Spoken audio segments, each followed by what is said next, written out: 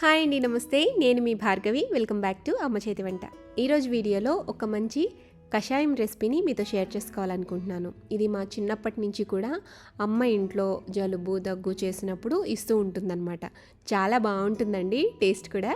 Just 2 లేదా 3 రోజుల పాటు ఉదయం సాయంత్రం ఒక టీ గ్లాస్ అంతా ఈ కషాయం తీసుకుంటే చాలండి. ఎలాంటి జలుబైనా దగ్గైనా వికారం లాంటివైనా పూర్తిగా మటుమాయమైపోతాయి. 2 ఏళ్ల చిన్నపిల్లల దగ్గర నుంచి పండు ముసలి వాళ్ళ వరకు కూడా ఈ కషాయాన్ని చక్కగా తీసుకోవచ్చు. ఇప్పుడు వర్షాకాలం కదండి, సో ఇంట్లో ఒకరికి జలుబు దగ్గు వస్తే ఇంకొకరికి స్ప్రెడ్ అయిపోతూ ఉంటుంది. ఇలా చికాకుగా ఉన్నప్పుడు ఈ కషాయం అనేది చాలా బాగా ఉపయోగపడుతుంది. సో మీరు కూడా డెఫినెట్గా ట్రై చేయండి. సో ఇక లేట్ చేయకుండా మన వంటగదిలోనే ఉండే ఔషధాలతో చక్కగా ఈ కషాయాన్ని ఎలా చేసుకోవాలో చూద్దాం. ఫస్ట్ స్టవ్ మీద ఒక గిన్నె పెట్టుకోండి. అందులోకి 1 గ్లాస్ దాకా అంటే 250 ml దాకా వాటర్ని యాడ్ చేసుకోండి.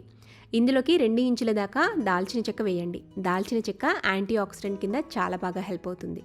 తర్వాత ఇందులో 5 లేదా 6 లవంగ మొగ్గలు వేసుకోండి. ఇది బ్యాక్టీరియాని కంట్రోల్ చేయడంలో బాగా హెల్ప్ చేస్తుంది. ఇప్పుడు ఇందులోకి 1 టీ స్పూన్ దాకా జీలకర్రని యాడ్ చేసుకోండి. ఈ జీలకర్ర అలర్జీని కంట్రోల్ చేస్తుంది అండ్ అలాగే డైజెస్టివ్ సిస్టమ్కి కూడా బాగా ఉపయోగపడుతుందండి. అంతేకాదు పైత్యాన్ని బాగా తగ్గిస్తుంది అనమాట. నెక్స్ట్ ఇందులోకి 1/2 టీ స్పూన్ దాకా వాముని యాడ్ చేసుకోండి. వాములో జీర్ణశక్తి పెంచే గుణాలు అధికంగా ఉన్నాయి. ఇప్పుడు ఇందులోకి 1 టీ స్పూన్ దాకా క్రష్ చేసుకున్న మిరియాలని వేసుకోండి. మిరియాల్లో యాంటీ ఆక్సిడెంట్స్ అలాగే యాంటీ ఇన్ఫ్లమేటరీ ప్రాపర్టీస్ అనేవి ఎక్కువగా ఉంటాయి.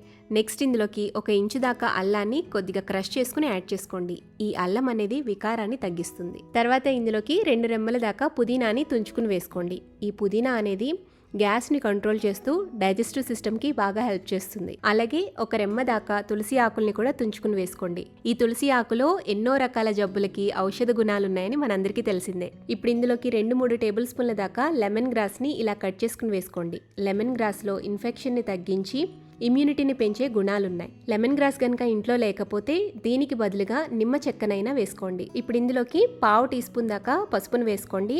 పసుపు అనేది యాంటీ బ్యాక్టీరియల్ అని మనందరికీ తెలుసు. చివరిగా ఇందులోకి 1 లేదా 1.5 టేబుల్ స్పూన్ దాకా బెల్లం పొడిని గాని తురుముకున్న బెల్లాన్ని గాని వేయండి. బెల్లానికి చాలానే ఔషధ గుణాలు ఉన్నాయండి. అందుకే ఆయుర్వేదంలో ఏ కషాయంలోకైనా ఏదైనా ఔషధంలోకైనా ఈ బెల్లాన్ని కంపల్సరీగా యాడ్ చేస్తారు. ముఖ్యంగా ఈరోజు మనం చేసుకునే కషాయంలో ఉపయోగపడే విషయం ఏంటి అంటే రెస్పిరేటరీ ప్రాబ్లమ్స్ని కంట్రోల్ చేస్తుంది. సో వీటన్నిటిని వేసేసిన తర్వాత మూత పెట్టి 2-3 నిమిషాల పాటు మీడియం ఫ్లేమ్లో బాయిల్ అవ్వనివ్వండి. ఆ తర్వాత స్టవ్ ఆపేసేసి కొద్దిగా గోరువెచ్చగా అయ్యేంత వరకు ఉంచి అప్పుడు ఫిల్టర్ చేసుకుని ఈ కషాయాన్ని తీసుకోండి. ట్రూలీ జలుబు దగ్గు వచ్చినప్పుడు ఈ కషాయం చాలా చాలా హెల్ప్ చేస్తుందండి. తప్పకుండా మీరు కూడా ఇంట్లో ఒకసారి ట్రై చేయండి. వీడియో నచ్చితే తప్పకుండా లైక్ చేయడం మర్చిపోవద్దు. అండ్ అలాగే యూస్ఫుల్ వీడియో కనుక డెఫినెట్గా మీ ఫ్రెండ్స్కి రిలేటివ్స్కి షేర్ చేయండి.